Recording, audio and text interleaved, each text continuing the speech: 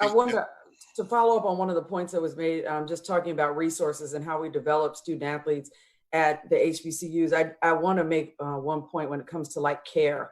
If you think about the PWIs, the Power Fives, they don't have to explain to you how they're going to care for a student athlete, what medical care they're getting. They don't tell you what hospital they're going to go to. But as HBCU, we need to explain that to make sure that people understand we're taking care of student athletes. Our student athletes at Winston-Salem State University have the same doctors and medical facilities as Wake Forest University.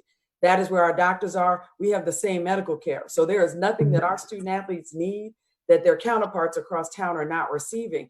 But when you go into a visit, that's when you tell that information to a parent and a student athlete when they're on your campus. But it's not necessarily what's publicized on your website, and it's not necessarily what's in any information that maybe a high school coach has, because it might not be part of that normal conversation.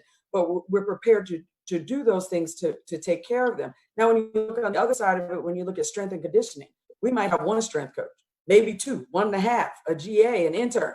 You go across town and you might have 2 or 3 or 5 for football. And then you've got 3 for basketball. I mean, I was at the University of Kansas and I had responsibility for rowing.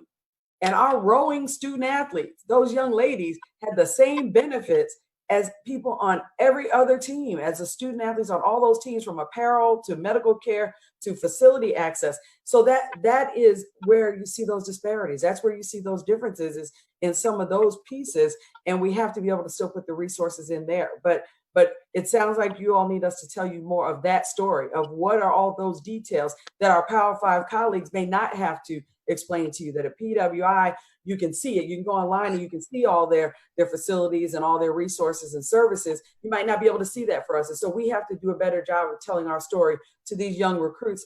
And that's what it sounds like you're saying. And we can get better at that. But it's also us being in the room.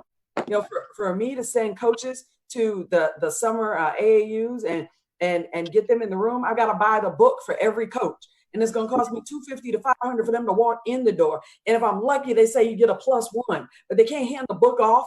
I need one for each one of them. So, and then they don't take a check. I got to have cash or cash app, a credit card. I'm a state institution. I have rules and regulations, and I might not have the endowment that says I can walk in there. Here we go with our cash app. That is the difference, is being able to get one coach in the room. Or right. I need my head coach to see it, so now I'm going to stream it. Then the people want to say, no, you can't do that. It makes a difference. And so, yes, we can get better at telling our story. We also have to get better at having the resources. And we're going to need assistance in doing that.